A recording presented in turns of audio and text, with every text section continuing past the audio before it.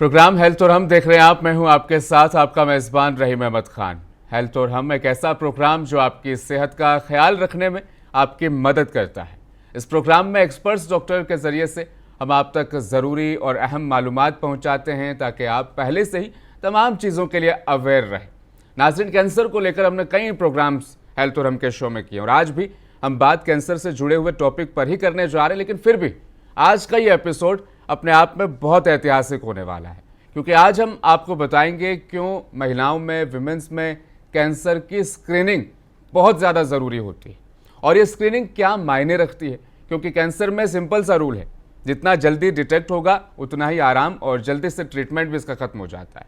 WHO के आंकड़े मैं आपको नहीं बताऊंगा, नहीं डराऊंगा, लेकिन फिर भी हमारे देश में लाखों महिलाओं का जो कैंसर है बहुत एडवांस स्टेज पर जाकर डिटेक्ट होता है। ऐसे में स्क्रीनिंग से जुड़ी जानकारी हम आपके साथ आज प्रोग्राम हेल्थ और हम में शेयर करने जा रहे हैं। मेरे साथ स्टूडियो में मौजूद हैं, आप देख पाएंगे, कैर हॉस्पिटल नामपल्ली हैदराबाद की बहुत ही काबिल डॉक्टर अर्जुमंद आफाक। अस्सलाम वालेकुम। वालेकुम सलाम। प्रोग्राम का जो टॉपिक आपने इंतखाब किया, चूज किया है, अपने आप में बहुत वसी है जी। पहले हम यही जानना चाहेंगे, विमेंस में कौन से ऐसे कैंसर है जो सबसे ज़्यादा हमारे मुल्क में खास तौर पर देखे जा रहे हैं? जी, सबसे पहले मैं ये बोलना चाहती हूँ, मेरा ये जो आज का टॉपिक है ये इसलिए है कि हमारे पास इंडिया में एक्चुअली कैंसर अवेयरनेस बहुत कम है, स्पेशली हमारे फीमेल्स में, ख्वातीन में। तो इसके लिए ही मैंने ये टॉपिक चुना है। तो हम इंडिया में, मैं इंडिया की बात करूँगी, हमारे पास जो फीमेल्स के कैंसर सबसे ज़्यादा कॉमन पाए जाते हैं, टॉप पे आता है ब्रेस्ट कैंसर, नंबर 2 आता है cervical cancer. Cervical cancer uterus के माउथ का कैंसर रहता है। तीसरे नंबर पे आता है एंडोमेट्रियल कैंसर, जो यूट्रस की लाइनिंग जो अंदर रहती है उसका कैंसर, एंड लास्ट में आता है ओवेरियन कैंसर, ओवरीज का कैंसर। तो ये 4 कॉमन वुमेन रिलेटेड कैंसर्स जो इंडिया में बहुत, जो मैंने सीक्वेंस में बताया, वो कॉमन है। ये जो 4 कॉमन कैंसर्स आपने बताए कि सबसे ज़्यादा पाए जाते हैं, क्या इन सभी में स्क्रीनिंग की वो फैसिलिटी अवेलेबल है? क्या एज क्राइटेरिया रहता होगा और कितने वक्त के बाद फिर से आप स्क्रीनिंग करवा सकते हैं, उसके लिए एलिजिबल हो जाएंगे? एक कंप्लीट एक पैकेज जो है हमारे व्यूअर्स के लिए हो जाए। श्योर मैं ब्रीफली बताना चाहूँगी कि ये जो 4 कैंसर्स हैं, इसमें से 2 के तो स्क्रीनिंग टेस्ट बिल्कुल है। बहुत लकी है जो स्क्रीनिंग टेस्ट है। Screening test for breast is mammography, जो हर औरत को 40 इयर्स के बाद साल में एक बार कराना चाहिए। ये एक्सरे के जैसा एक मशीन के थ्रू किया जाता है। ये 40 के बाद एवरी ईयर। अगर किसी पेशेंट में फैमिली कैंसर हिस्ट्री की फैमिली है, ब्रेस्ट कैंसर की फैमिली हिस्ट्री है, उनको मे बी लेट 30s या मिड 30s में भी कराना पड़ेगा। बट एक्चुअली इट्स का रेट डेट जो दैट्स आफ्टर 40 इयर्स, साल में एक बार। नंबर 2 आता है सर्वाइकल कैंसर। सर्वाइकल कैंसर के लिए एक स्क्रीनिंग टेस्ट है, Pap smear with human papilloma virus vaccine, जो स्क्रीनिंग हम करते हैं, जो एवरी मैरिड वुमेन और सेक्चुअली जो एक्टिव रिलेशनशिप्स में रहते हैं 26 ईयर्स के बाद एटलीस्ट 3 ईयर्स में एक बार करना चाहिए। क्योंकि ये ऐसा है, ह्यूमन पैपिलोमा वायरस जो रहता है उसका एक और मैं बाद में बताना चाहूँगी, या मैं अभी बोलूँगी कि उसका ज़्यादा अच्छा गुड न्यूज़ है हमारे लिए कि we have a vaccine that is human papilloma virus vaccine. Human papilloma virus vaccine ऐसा है जो अब अराउंड 80% सर्वाइकल कैंसर्स करा सकता है। और ये वैक्सीन जो रहता है ये हम 9 ईयर्स के एज के बाद गर्ल्स को दे सकते हैं, अप टू 45 ईयर्स। लेकिन जितना जल्दी ये वैक्सीनेशन होगा, जिस तरह हमारे दूसरे वैक्सीन्स इंपॉर्टेंट रहते हैं बेबीज़ के लिए, तो सर्वाइकल कैंसर के लिए ह्यूमन पैपिलोमा वायरस वैक्सीन जो रहता है वो बहुत इक्वली इंपॉर्टेंट है। और गुड न्यूज़ ये भी है कि गवर्नमेंट हैज़ ऑल्सो अलॉटेड कि ये फ्री में दिया जाएगा, जैसे दूसरे वैक्सीन हम देते हैं। तो ये यूजली 9 ईयर्स के बाद हर गर्ल को देना चाहिए। बल्कि अगर आप अमेरिका देखेंगे, मतलब US, UK, यूरोप, वहाँ पे दोनों जेंडर्स को every boy and girl vaccination 9 years के बाद हो जाता है। तो ये इतना प्रिवेंटिव है कि जितना अर्लीस्ट आपकी गर्ल्स को या फीमेल्स को दोगे, उतना अप टू 80% कैंसर्स जो because of human papilloma virus रहता है वो हम क्योर कर सकते हैं। So this is so important कि हर इंसान को वैक्सीन लेना चाहिए।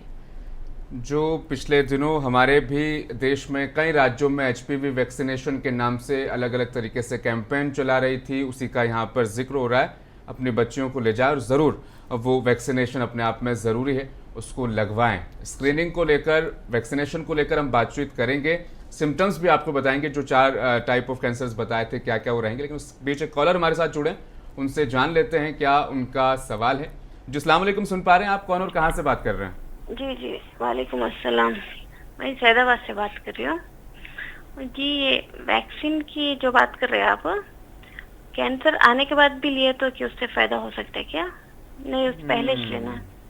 ठीक है, आपका सवाल हम शामिल कर रहे हैं, जवाब दीजिएगा। जी नहीं, बिल्कुल ये पहले मैंने क्या बताया हुआ, जितना ये जल्दी हम शुरू करेंगे उतना अच्छा रहेगा 9 इयर्स के बाद और अप टू 45। इसके दो टाइप के वैक्सीन्स रहते हैं। जो 9 वायरस उसको कवर करता है, गार्डिसल 9, और जो 4 वायरस उसको कवर करता है, सर्वेरेक्स 4। जो कॉमन वायरस स्ट्रेन्स रहते हैं दैट इज 16 एंड 18, तो उनके ज़्यादा उनसे ही सर्वाइकल कैंसर होने के चांसेस रहते हैं। तो वो जितना जल्दी दोगे उतना अच्छा, बट एक बार अगर डायग्नोसिस हो गया है उसका उतना कुछ वैल्यू नहीं है। No, not at all. It's a prevention, it's not a cure. Okay, जो वैक्सीनेशन है ना, वो पहले से की गई एक तैयारी है कि ये चीज़ हमारे जिस्म में कहीं दाखिल ना हो जाए। लेकिन अगर दाखिल हो गई तो फिर तो ना वो लंबा एक ट्रीटमेंट का जो सफ़र चलता है। लेकिन ऐसा नहीं है कि कैंसर का इलाज नहीं हो सकता, होता है ज़ाहिर तौर पर कैंसर का इलाज। लेकिन जो 4 टाइप ऑफ कैंसर हमने आपको स्टार्टिंग में बताए थे प्रोग्राम में, क्या वो अर्ली सिम्टम्स है, वो सिम्टम्स देखते ही आपको समझ जाना है और फटाफट डॉक्टर के पास पहुंचना है। सिम्टम्स पर आते हैं, अर्ली सिम्टम्स क्या है? या पहले ब्रेस्ट पे जाएंगे अकॉर्डिंगली, जो सबसे कॉमन है। इतना मालूम होना चाहिए ऑडियंस को कि हर दिन इंडिया में इंडियन वुमेन जिनकी डेथ्स होती because of breast cancer, that is around 280 every day, and cervical cancer 220। Approximate बोल रही हूँ मैं, स्टैटिस्टिक चेंज होती है, बट आप समझ सकते हैं कि कितनी डेथ्स होती है बिकॉज डायग्नोसिस लेट होता है, ट्रीटमेंट लेट होता है। तो अब इसके सिम्टम्स क्या हैं? जैसे कि ब्रेस्ट का जो रहता है उसमें कभी कभी यूजुअली हम पेशेंट्स को ये भी बोलते हैं कि ब्रेस्ट सेल्फ एग्जामिनेशन करना चाहिए आफ्टर 30 इयर्स ऑफ एज, जो घर बैठे कर सकते हैं। आप गायनेक के पास जा सकते हैं, वो आपको स्टेप्स बताएंगे कि आपको अपना ब्रेस्ट खुद कैसे पैल्पेट करना, चेक करना, जिसको हम ब्रेस्ट सेल्फ एग्जामिनेशन बोलते हैं। तो ये भी बहुत ज़रूरी है, ये स्क्रीनिंग से पहले का स्टेप है जो हर लेडी को पता चलना चाहिए। गायनेकोलॉजिस्ट समझा देते हैं उनको ना। दूसरा रहता है आप इसके सिम्टम्स क्या है। अचानक सडन पेशेंट को जो ब्रेस्ट में कुछ लंप नज़र आता है, कोई स्वेलिंग दिखती है जो पेनलेस यूजुअली रहती है, इरेग्युलर रहता, फर्म रहता है, थोड़ा सा सख्त रहता है। जो यूजुअली कैंसर वाले मास जो रहते हैं वो फर्म रहते हैं, सख्त रहते हैं, इरेग्युलर शेप रहते हैं जब ना हम चेक करते हैं। और जो नॉन कैंसरस यूजुअली रहते हैं वो थोड़ा मोबाइल रहते हैं एंड सॉलिटरी टाइप रहते हैं। तो ये जो रहता है ये पहला है, जो अगर पेशेंट घर में लकी रहता है, अगर ब्रेस्ट सेल्फ एग्जामिनेशन भी कर रहा है या एक्सीडेंटली कभी उसको लगता है कि भाई मेरे ब्रेस्ट में ऐसा कुछ स्वेलिंग है, चाहे पेनलेस है, नॉन पेनलेस, पेन वाला है, तब भी उनको जाना चाहिए। नंबर 2 ये रहता है कि ब्रेस्ट की स्किन में चेंज आती है। मिरर में अपने ब्रेस्ट को चेक करना रहता है मंथ में एक बार, तो स्किन में कुछ चेंजेस तो नहीं है। किसी बार कैंसर की एक चेंज ऐसी ये भी रहती है ब्रेस्ट की कि स्किन थिकनेस एक ऑरेंज पील के जैसी हो जाती है, इट्स नॉट स्मूथ। तो ऑरेंज पील कैसा रहता है उस तरह से डिम्पलिंग होती है और निपल थोड़े से रिट्रैक्ट हो जाते हैं और उसमें से थोड़ा सा पानी चाहे रेड हो या वाइट हो को डिस्चार्ज आना शुरू हो जाता है। These are the simple symptoms जो पेशेंट कई बार घर में खुद डायग्नोज करके डॉक्टर के पास आ जाते हैं। ओके ये ब्रेस्ट कैंसर को ये तो बहुत बाद की बात है, हाँ। इसीलिए तो screening is important. When you do screening, चाहे आपको मास है कुछ नहीं है, अर्लीस्ट भी उसमें दिखता है। अर्लीस्ट भी मैमोग्राफी में वो एरिया में कैच कर सकते हैं रेडियोलॉजिस्ट कि ये कैंसर होने के चांसेस हैं। मैंने जब आपको क्लिनिकली कोई सिम्टम्स भी नहीं रहता है, मैमोग्राफी के through we can get to know. So कितना यूजफुल है ये मैमोग्राफी, जो यूजुअली पेशेंट अवेयर करते हैं हम, यूजुअली पेशेंट या तो डर जाते हैं। जो आप सिम्टम्स जो बता रहे हैं, हो सकता है कि ये उससे पहले थर्ड स्टेज पे भी ये सिम्टम्स आ सकता है, सेकंड स्टेज पे, फर्स्ट स्टेज पे भी थोड़ा लंप आएगा, बट मैमोग्राफी इज लाइक अभी सिम्टम्स भी नहीं है, अर्लीस्ट आप मैमोग्राफी में कैच कर सकते हैं, then you can go to doctor. इसीलिए स्क्रीनिंग सबसे ज्यादा so important after 40 mammography. And सबसे इम्पोर्टेंट आजकल AI से भी होता, आर्टिफिशियल इंटेलिजेंस से भी हम स्क्रीनिंग करते हैं ब्रेस्ट कैंसर की। उसमें अराउंड 20% एक्यूरेसी रहती है, लेकिन हम अकेले वो खाली आर्टिफिशियल इंटेलिजेंस से नहीं करते, उसके साथ हम रेडियोलॉजिकल भी करते हैं मैमोग्राफी। तो उससे भी फॉल्स पॉजिटिव, कभी कभी क्या रहता है, कोई स्वेलिंग रहती है मैमोग्राफी में, हमको लगता है शायद कैंसर, तो एआई हमको ये हेल्प देता है, फॉल्स पॉजिटिव्स उसमें से निकाल देता है। तो AI is also somehow accurate, but हम उसको single handedly as a medical tool नहीं लेते हैं, उसके साथ मैमोग्राफी कराना भी ज़रूरी है। सो स्क्रीनिंग तब कर सकते हैं जब पेशेंट को कोई सिम्टम्स भी नहीं है, इसीलिए आफ्टर 40 करना होता है। कैंसर की हिस्ट्री है, मिड 30 से ही शुरू करना पड़ता है, ईयरली वंस। नेक्स्ट आता है सर्वाइकल कैंसर। सर्वाइकल कैंसर भी बहुत क्यूरेटिव है अगर अर्लियर स्टेज पे पाया जाता है। Every sexually active and every married woman 26 साल के बाद एटलीस्ट, हम तो वो भी एनुअली अब कर रहे हैं 2 साल में, एटलीस्ट 3 साल में तो करना चाहिए। अमेरिकन कैंसर सोसाइटी बोल रही है 3 साल में एक बार करना चाहिए। सो पैप्समेयर, वो पैप्समेयर सिंपल सा ओपीडी प्रोसीजर रहता है। बहुत सारे पेशेंट डर जाते हैं, पता नहीं पेनफुल है या क्यों करना, डर भी जाते पता नहीं क्या निकलता, नहीं अब नहीं करेंगे तो ज़्यादा डेंजरस तो वही है ना। अर्लीस्ट हम कुछ कैच करेंगे उसका 100% एक्यूरेसी रहती है एट वन स्टेज, लेकिन एक बार जब वो फैलना शुरू हो जाता है उसका प्रोग्नोसिस उतना ही बैड हो जाता है। तो ये पैप्समेयर ओपीडी में करना जा सकता है, सिंपल प्रोसीजर है, जैसे लेडीज़ को हम इंटरनल चेकअप करते हैं उसी तरह का है। इसके साथ साथ हम ह्यूमन पैपिलोमा वायरस तो नहीं मौजूद है, वो सर्वाइकल ना यूट्राइस के माउथ पे, उसका टेस्ट भी साथ में ही हो जाता है, human papilloma virus and Pap smear. तो उसमें भी हमको अर्लीस्ट समझ आता है कि क्या चेंजेस हैं। अगर कुछ चेंजेस नहीं है, इन्फ्लेमेशन है, कोई दूसरे इन्फेक्शंस हैं, उसका हम ट्रीटमेंट करते हैं, 3 इयर्स के बाद बुलाते हैं। अगर हमको डाउटफुल दिखता है उनको हम 6 मंथ्स में ही वापस स्क्रीनिंग करते हैं। तो this is the cervical cancer screening. Third comes uterine cancer, जो यूजुअली कॉमन रहता है after 60s, but nowadays it's very common in young age, specially in PCOS patients. Why? Endometrial cancer क्या रहता है, यूट्रस की लाइनिंग का cancer रहता है। जब भी कभी वो यूट्रस की लाइनिंग ज़्यादा, हद से ज़्यादा थिक, एक पर्टिकुलर एज पे उसका एक पर्टिकुलर थिकनेस रहना चाहिए। मीन्स आप 40 के बिलो है, 8, 9, 10 तक भी हम कभी कभी समझते हैं पीरियड से पहले it's normal, once periods will be there it will clean up and नया लाइनिंग बन जाता है।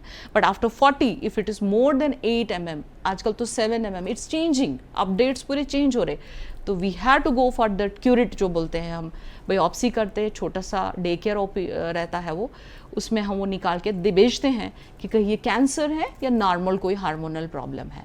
तो ये होता है एंडोमेट्रियल स्क्रैपिंग्स, हम अंदर से क्यूरेट करके बायोप्सी को बेचते हैं। इट कब ज़्यादा कॉमन होता है? Mostly after 50s। नो, आजकल इन माई डेली प्रैक्टिस आई सी कि 40s के बाद ही वो इरेग्युलर साइकिल्स होना शुरू होता है, ब्लीडिंग हेवी होना शुरू होता है, पीरियड्स मंथ में 2 टाइम्स हो सकता है।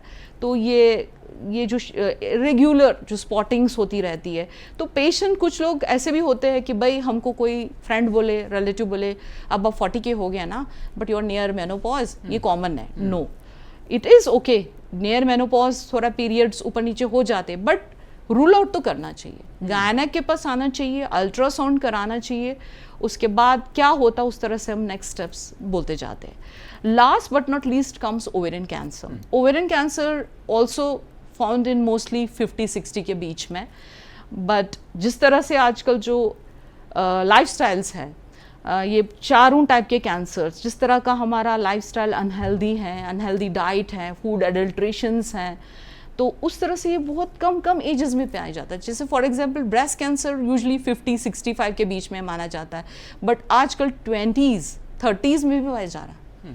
Why? Environmental changes, food habits, junk food, वो lack of exercise, obesity.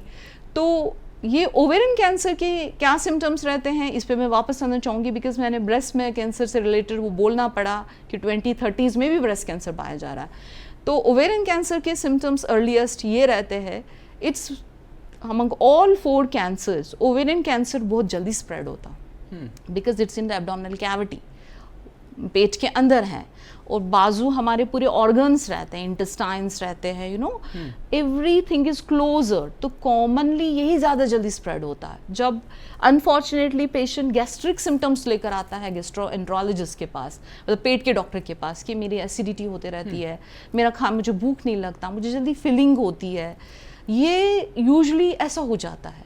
But earliest symptoms जब स्टेज 1 पे भी हो सकता है, ये उसके ये सिम्टम्स हैं कि पेशेंट को थोड़ा ब्लोटेडनेस दिखती है, पेशेंट को यूरिन बार बार आना शुरू हो जाता है। जैसे अभी यूरिन गए, थोड़ा फिलिंग हुआ ब्लैडर में, फिर यूरिन पास करना, थोड़ा सा डिस्कम्फर्ट दिखता है, हेवीनेस दिखता है नीचे की तरफ से, तो ये पेट ऐसा दिख रहा है जैसे फूल गया है। ओके, तो ये अर्लियर सिम्टम्स हैं, बट अनफॉर्चुनेटली ये छोटे मोटे सिम्टम्स दिखते हैं सबको। पेशेंट्स बोलते हैं कि पता नहीं होगा कुछ अपसेट होगा, but they usually most of the patient come when it's already spread. तो इसीलिए आफ्टर 40 एवरी ईयर आपको एक स्कैन करना चाहिए, जिससे हम दो चीज़ों को देख सकते हैं, uterus and ovaries with Doppler. Doppler scan ऐसा रहता है कि वेस्क्युलैरिटी तो नहीं है, उसमें हमको ज़्यादा पता चलता है क्या ये मास जो ओवरी में अगर कोई मास पाया जाता है ये नॉर्मल मास है या कैंसरस मास है। उसके साथ साथ हम ट्यूमर मार्कर्स करते हैं, ब्लड टेस्ट करते हैं, इस तरह से हम रूल आउट करते हैं कि क्या ये कैंसर है या फिर क्या सिंपल है, उस तरह से ट्रीटमेंट होता है। तो किसी भी, इसीलिए क्योंकि पेशेंट यूजुअली वुमेन, ख्वातीन हमारी ऐसी हैं जो अक्सर बिजी रहती हैं कामों में, बच्चों में, फैमिली में, वो अपने आप को सबसे लास्ट रखती है। तो नो, अभी एक औरत को पहले अपना ख्याल रखना है। जब वो खुद हेल्दी रहेगी, सेहतमंद रहेगी, इन सब चीज़ों से बच के रहेगी, then only she can take care of her family and kids. ये सबसे इम्पॉर्टेंट मैं मैसेज देना चाहती हूँ हमारी फीमेल्स को, प्लीज़ पहले अपना ख्याल रखो।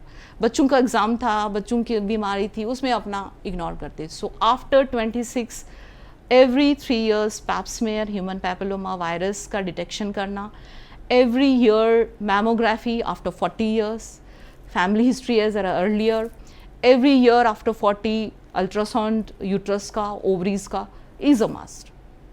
और बाकी ये जो छोटे मोटे सिम्टम्स हैं, जो छोटे मोटे लगते हैं हमको ना, कभी कभी ठीक है, नॉर्मल भी रहता है, बट इग्नोर मत कीजिए। कुछ चीज़ बॉदर कर रही है, गायनेकोलॉजिस्ट के पास जाइए। मेरा मैसेज है आपके लिए।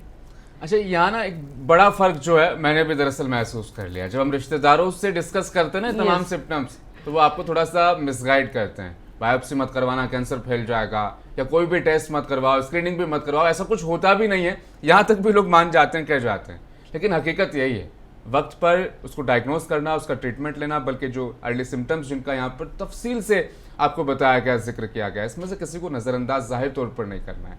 ये चीज़ें अपने आप में बाद में जानलेवा साबित हो जाती है, लेकिन उससे पहले हम इसे रोक सकते हैं। स्क्रीनिंग क्यों ज़्यादा ज़रूरी है वो हमने आपको समझा, लेकिन उससे भी एक अच्छी चीज़ है प्रिवेंशन। आप अगर इन बीमारियों को जिस्म में दाखिल होने से पहले रोक लें तो शायद ज़्यादा अच्छा रहेगा।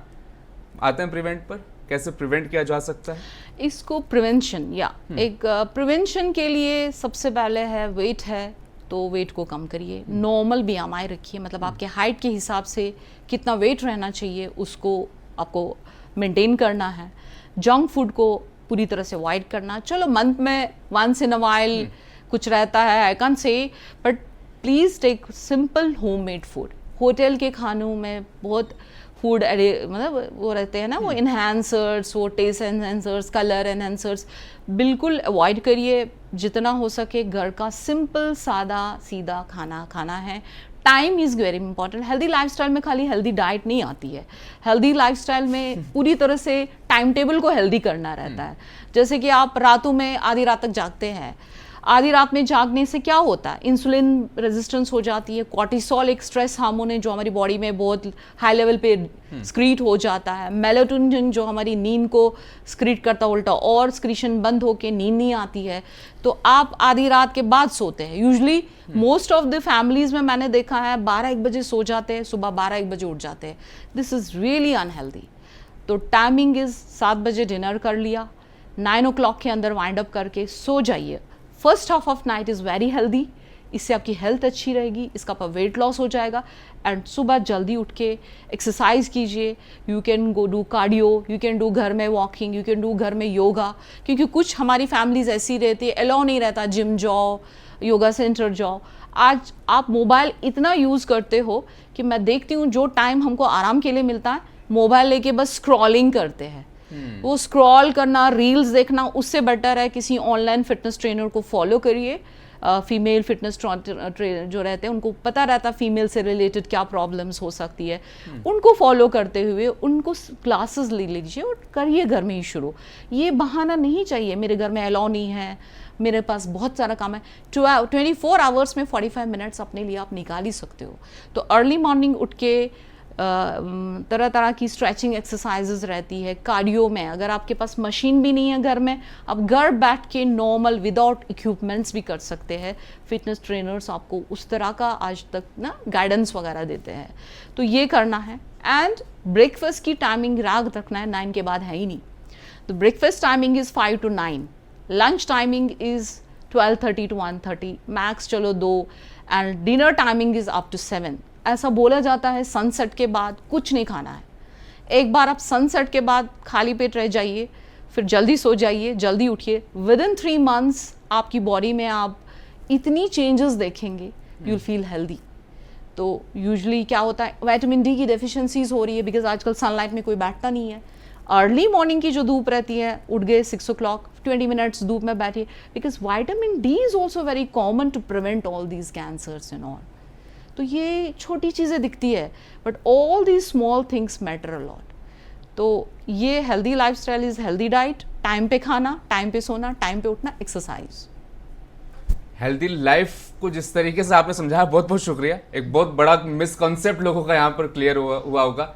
अच्छा खाना, वो अच्छे मतलब फूड बना लेना, चाट बना लेना, वो हेल्दी लाइफस्टाइल नहीं होती है। Rich fibre and protein diet, rich fibre protein diet, but carbs को थोड़ा कम ही करिए। बस इंडिया में हमारा पास राइस रोटी का बड़ा रहता है, बट बेटर उतना अवॉइड करोगे जितना अच्छा है। ऑयली फूड मत खाइए, स्वीट्स मत लीजिए। सो इस तरह से आप हर तरह की बीमारी से बच सकते हैं, ना कि सिर्फ कैंसर को प्रिवेंट कर सकते किसी हद तक। It's not like healthy lifestyle, but फिर भी रूटीन स्क्रीनिंग करना है। Plus other diabetes, blood pressure, cholesterol problems, weight gain problems, ये भी हम प्रिवेंट कर सकते हैं हेल्दी लाइफस्टाइल से। एक कॉलर और जुड़े हैं इस बीच, उनका भी सवाल यहाँ पर शामिल कर लेते हैं। जी सुन पा रहे हैं आप? कौन और कहाँ से बात कर रहे हैं? जी मेरा नाम असमा है और मैं गुट्टे से बात कर रही हूँ। सवाल पेश कीजिएगा अपना। मेरा सवाल ये था कि वुमेन्स के लिए कैंसर स्क्रीनिंग क्यों ज्यादा इम्पोर्टेंट है? सिर्फ वुमेन्स में ही क्यों ज्यादा जरूरी है? वुमेन के लिए नहीं, हर एक के लिए screening test after certain age is very important, specially अगर फैमिली हिस्ट्री है। वुमेन के लिए इतना ज़रूरी इसलिए है क्योंकि आपके पास स्क्रीनिंग टेस्ट मौजूद है। फाइन, ये ज़्यादा इंपॉर्टेंट है। अगर हमारे पास मैमोग्राफी नहीं होता था, हमारे पास पैप स्मीयर नहीं होता था, AI नहीं रहता था, तो नहीं करते थे ना हम। So that is when you have the facilities, you should avail. Number 2, इसलिए ज़्यादा कॉमन है क्योंकि ऑब्वियसली एज के साथ साथ कुछ हार्मोन से रिलेटेड, ईस्ट्रोजन से रिलेटेड ब्रेस्ट कैंसर्स बहुत कॉमन हो सकते हैं, जेनेटिक हो सकता है। आजकल तुम जेनेटिक टेस्टिंग भी करते हैं, BRCA 1 and 2, वो ब्रेस्ट कैंसर या ओवेरियन कैंसर के लिए जो अर्लीस्ट जेनेटिक टेस्ट रहती है कि इनको कोई चांसेस तो नहीं है या हैं तो नहीं। तो ये इसलिए इम्पॉर्टेंट है, एंड इसलिए ज़्यादा इम्पॉर्टेंट है कि आजकल कैंसर्स बहुत कॉमन है। पहले भी था लेकिन पहले अवेयरनेस नहीं थी, लेकिन आज एनवायरमेंटल चेंजेस है, अनहेल्दी लाइफस्टाइल्स हैं, मोबाइल के साथ ही सब स्टिक है, there is no social life, no sports activity, health issues ज़्यादा हो रहे हैं, फूड एडल्ट्रेशन है, एंड आपके पास स्क्रीनिंग है, आपके पास वैक्सीनेशंस हैं, इसलिए बहुत ज़रूरी है ये सबको अवेल करना। आई एम नंबर 1 कॉज, तो मैं वही बोलूँगी, when you have the facilities, जब आपके पास स्क्रीनिंग टेस्ट है आपको करना चाहिए, चाहे फैमिली हिस्ट्री है या नहीं है, चाहे आपको कोई तकलीफ है या नहीं है। आफ्टर सर्टन एज ये सारे स्क्रीनिंग टेस्ट करना बहुत ज़रूरी है। हेल्थ चेकअप की जब हम बात करते हैं, नॉर्मल हेल्थ चेकअप में पैप स्मेयर, मैमोग्राफी और HPV ये सब नहीं होता है। इससे एक बड़ी आपत्ति और शिकायत मुझे भी नहीं, हमारे पास केयर नामपल्ली में पूरे केयर हॉस्पिटल्स में इंक्लूडेड है। अगर हेल्थ चेकअप कोई वुमेन लेती है तो उसमें ये टेस्ट वी भी होंगे। Include these two also, we include mammography, we include pap smear. वो हेल्थ पैकेज में फीमेल्स में वो 2 important, and ultrasound we have. ये हर एक तो कंप्लीट कवर हो जाएगा ना फिर? हमारे पास तो है। मुझे नहीं पता है दूसरी जगह, but we have all female package, male package, जो भी रहता है हर तरह की स्क्रीनिंग होती है। और वुमेन्स को स्पेशली मैं भी ये कहूंगा, जाहिर तौर पर जब आप हेल्थ चेकअप का कोई पैकेज ले रहे हैं तो जाहिर तौर पर इन चीजों को देखिए, क्या ये सारे स्क्रीनिंग उसमें मौजूद है या नहीं। नहीं है, इंक्लूड कराइए, बिल्कुल ये जरूरी है। See we can't spend so much खाने पे, यू ना डेली हमारी कपड़ों we have this problem, health पे ही हम लोग थोड़ा पीछे हट जाते हैं। अच्छा, कैंसर स्क्रीनिंग से जुड़े ना मिथ्स बहुत है, जी सोशल मीडिया पर रूमर्स भी बहुत लोग जी। इस बारे में फैलाते हैं और बोलते हैं कि कैंसर की स्क्रीनिंग आप करवाएंगे तो कैंसर नहीं होगा तो भी आ जाएगा, या होगा तो स्प्रेड हो जाएगा। No, it's not like that. Cancer screening करने से कैंसर होगा ये कहीं नहीं है। Cancer screening is detection at the earliest. Medically ऐसा प्रूव नहीं है, ये अफवाह है, मिथ है। ये उल्टा इट्स अ ब्लेसिंग कि आपके पास ऐसे स्क्रीनिंग टेस्ट हैं अर्लीस्ट आप कैच कर सकते हैं जब पेशेंट को सिम्टम्स उसके बाद भी आते हैं। तो ये इससे सब ऑल मिथ्स हैं, ये कुछ नहीं है, कोई डॉक्टर नहीं बोलेगा आपको ये। सोशल मीडिया इन्फ्लुएंसर से मत जाइए, you have to follow your doctor, क्योंकि डॉक्टर अपने पेशेंट के लिए कभी भी सही चीज़ एडवाइस करेगा। एक लास्ट एडवाइस हो जाए फिर से वैक्सीनेशन और स्क्रीनिंग को लेकर हमारे व्यूअर्स के लिए एडवाइस हो जाए। हाँ, vaccine on the occasion of upcoming women world's international women day, मेरी आपसे यही मैसेज मैं देना चाह रही हूँ, प्लीज़ आपके डॉक्टर के पास रेगुलर चेकअप्स करिए, जो भी छोटे मोटे सिम्टम्स हैं इग्नोर मत करिए, एंड जो भी screening test at particular age है उसको प्लीज़ आप करिए। एंड सबसे important vaccination above 9 years of girl, even boys भी शुरू कर दिए अब। आप वैक्सीनेट करिए अपने बच्चों को उसी तरह जिस तरह आप पोलियो का देते हैं, जिस तरह आप दूसरे जो रहते हैं ना, मतलब डिप्थेरिया, रूबेला, ये सारे वैक्सीन जिस तरह हम देते हैं, इसको टॉप पे रखिए। It should be above all, because ये कैंसर करा सकता है खुदा ना खास्ता अगर ह्यूमन पैपिलोमा वायरस है तो प्रिवेंट करिए। और इतना याद रखिए, जितनी जल्दी आप अपने गर्ल्स को वैक्सीन करा देंगे उतना ज़्यादा ये इफ़ेक्टिव रहता है। और 9 और 15 ईयर्स के बीच में 2 ही डोजेज़ लगते हैं, but after 15 up to 45 3 doses लेना ज़रूरी होता है। तो ठीक है, बिल्कुल जाहिर तौर पर वैक्सीनेशन भी करवाइए, स्क्रीनिंग भी करवाइए और इन तमाम चीज़ों से जो है बचने की कोशिश कीजिए। बहुत बहुत शुक्रिया डॉक्टर अर्जुमंद आफाक, आपने Thank you अपना so कीमती much. वक्त दिया, व्यूवर्स को इतनी अच्छी जानकारी दी। प्रोग्राम हेल्थ और हम के इस इंट्रो में मैंने दरअसल कहा था ऐतिहासिक होगा, क्योंकि हम आपको एक ऐसी इन्फॉर्मेशन देने जा रहे हैं जो आपके अपने लिए ज़रूरी है, आपके रिश्तेदारों के लिए ज़रूरी है, समाज के लिए, सोसाइटी के लिए बहुत ज़्यादा ज़रूरी है। इस इन्फॉर्मेशन को ज़्यादा से ज़्यादा शेयर कीजिए ताकि लोग जान पाए स्क्रीनिंग क्यों ज़्यादा खास इंपॉर्टेंसी रखती है इस पूरे मामले में। प्रोग्राम हेल्थ और हम में आज के लिए फिलहाल इतना ही। लूँगा इजाज़त, बने रहिए मुंसिफ टीवी के साथ।